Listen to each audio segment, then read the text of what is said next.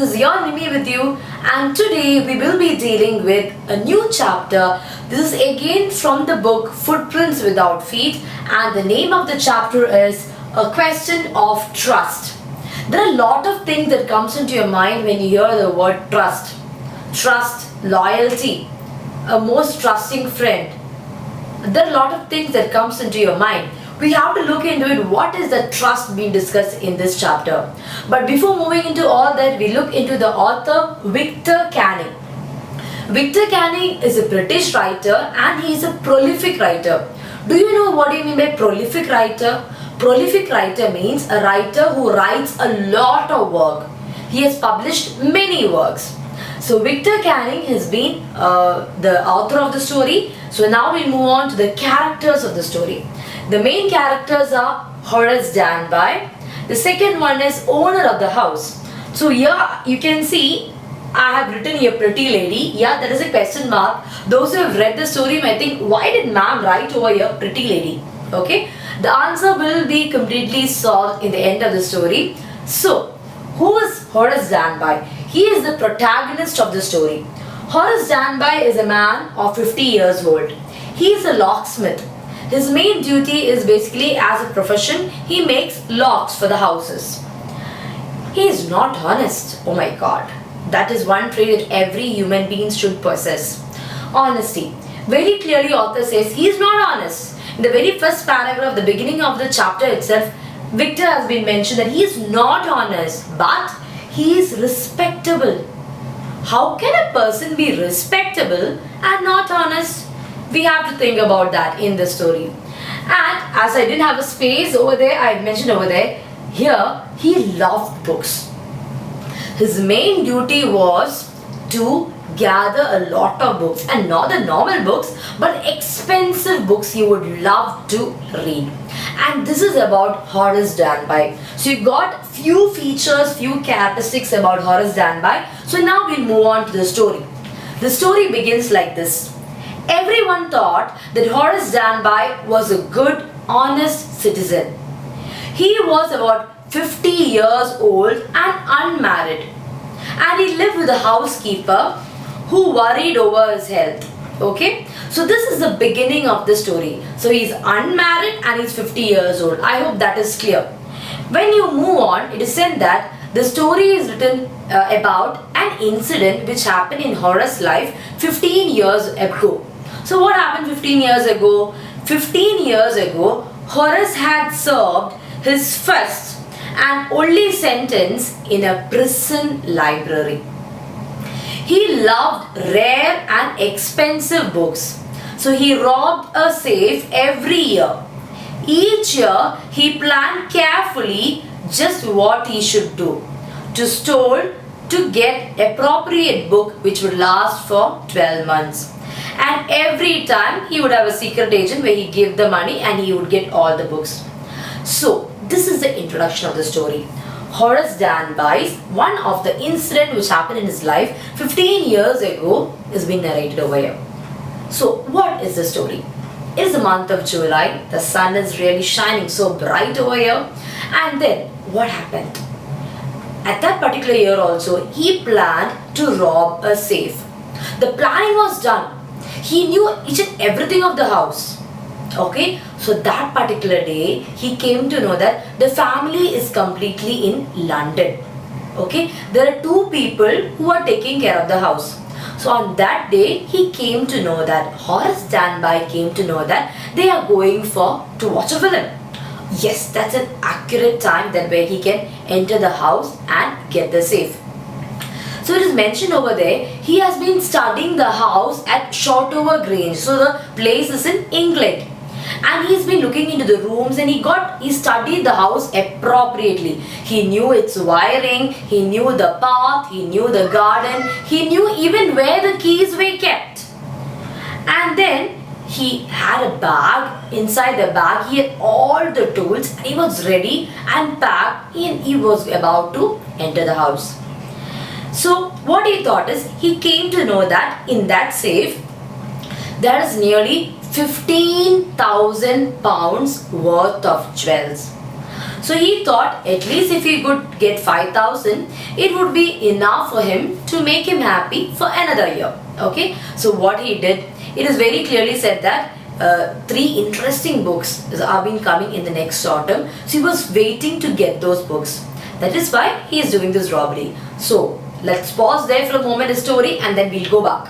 So Horace Danby loved the books. He always wanted expensive books. So what he did, he used to rob a safe, and with that money he used to buy the expensive books. So that day he has planned to rob which place? Shotover Grange, and there was 15,000 worth of jewels over there. So he planned it appropriately and he went. So he entered the house, and then he could see over there a bowl full of flowers. So he was allergic to all these. He had hay fever. You know what is hay fever? Hay fever is basically this allergy towards this flowers. We don't know what is it allergic to, but is it an allergy? So the minute the flowers aroma came in, he started to sneeze again and again. So he knew that there was nobody in the house, but all of a sudden he could hear a voice from behind. What is it? A cold or a hay fever? Before he could think, he said, yeah, it's a hay fever. Then only he got shocked. Oh my God, there's nobody in the house. So who am I speaking to? He turned back and he looked.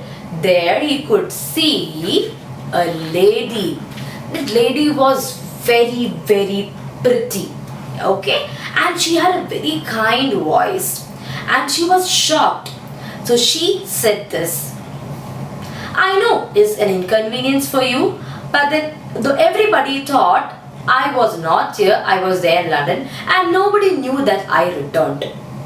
Again, Horace Danby didn't know what to do. She asked, what are you planning to do? He said, run. But she said, the lady in the house said, I know all your physical features. If I give them to the police, they will catch you. So Horace Danby didn't know what to do. He was so hesitated. He was so frightened. He didn't know what to do. So he said, I will anyway call the police because society should be protected from men like you. And then he says, I steal for a good reason. I'm stealing. Why? Because I want the expensive books. And I hate the thought of prison. He was so scared. Not just literally hate, but he was scared of prison. And then what did the lady do? You can also see one more thing over there in the story. Sorry, I missed it. When he entered the house, he saw the dog over there, and in spite of seeing the dog, he knew the dog's name, and he was calling out the dog's name. When Horace Danby entered the house, he saw the dog over there and he called Sherry. So obviously you might have known that particular characteristic, right? If you call a dog by its name, it will obviously wag the tail. So one thing what you have to know is Horace Danby knew everything. That's one thing. In spite of that, he didn't know that this pretty lady was there in the house. So now, pretty lady was just, leaning behind and was about to smoke a cigarette. Between then, Horace Danby just wanted to impress her. He removes his gloves. Every time he take appropriate care by wearing the gloves and things, but when he wanted to impress this pretty lady, so he removed the gloves. All of you know what are gloves, right? He removed the gloves and he was lighting the cigarette for her. So she said, nobody knew that I was here, and she was trying to explain, narrate something. And then she says, I just heard you sneezing. I was there on the top floor and then I came down. And she also says, I came down because I have a party and I want to wear some jewels. But you know what? I forgot the number of the safe. So very quickly he said, don't worry, I will break it for you. Okay, but please let me go. So this lady said, okay, fine, I don't mind. But he said, I will have to break the the lock, safe, only then I can open, because even I don't know the number. So lady said, no problem, you break the safe, no problem. But the only thing is I can get it done before my husband comes within 2 weeks. So he said, okay. So he opened the safe, he gave all the jewels to her and he said goodbye, and he also requested not to tell to the police. She promised it and he left. And also before leaving, she made him promise that he would never ever go to any other house. He was back to his house, and after he was back to his house, he was sitting there and thinking, 3 days over. nobody came to check him. So he was sure that the lady did not inform the police. But third day, he was making a plan to rob another safe because he loved books. By the time the police comes in and catches our character called Horace Danby, because there was his footprints all over the safe. But then he was giving explanation telling that lady over there, that pretty lady over there asked me to open the safe.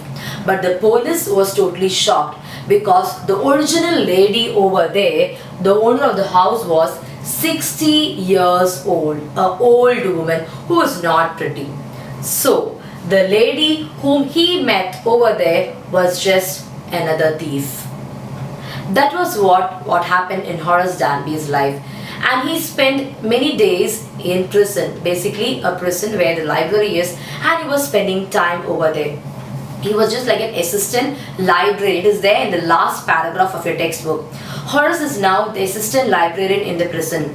He often thinks of the charming, clever young lady who was in the same profession as he was and who tricked him. He gets very angry when anyone talks about honor among thieves. That is what I have written over here. Honor among thieves. What do you mean by that? Honor among thieves. There should be trust between the thieves. There should be trust between the thieves. But in the story we can see over here, the trust means the thieves should not steal from each other because they are partners in crime. But then over you can see this clever lady had a wonderful plan and he cheated the robber Horace Danby. And then he was there in the prison for some time. So when the story begins, it is said we are going to narrate a story which happened in Horace's life. The questions which can come over here from this chapter is, one is regarding honor among thieves. The second one can be a question like, do you think Horace Danby was unfairly punished or that he deserved what he got? That's up to you. Basically, it's a personal opinion. Okay. Do intentions justify actions? So basically, he used to rob safes every time. But at this time, he was caught. Okay. There's also a quote like, one day the robber or the thief will be caught. And that has happened to Horace Danby's life. That is what we can see over here. So this is basically, another question can be, do you think the end is justified? If that question is posed to me, I would say no. I don't think the end is justified. I strongly believe that that lady should have been caught. But we should appreciate the brilliancy of the lady, because the lady also got into that place to rob the thing. The lady was smart than Horace Danby, because quickly she came up with the idea of giving a lie, and then she escaped very smartly. So this is about the chapter, a question of trust. I hope it is clear to you. If you have any doubts or if you have any comments, please post it there in the comment box. If you are watching my video for the very first time, please don't forget to subscribe, like, and do share it with all your friends. I'm sure this video has helped you out. That's all for today. You take care and stay safe. Your Nimmy, Rijo signing off. Bye and have a good day.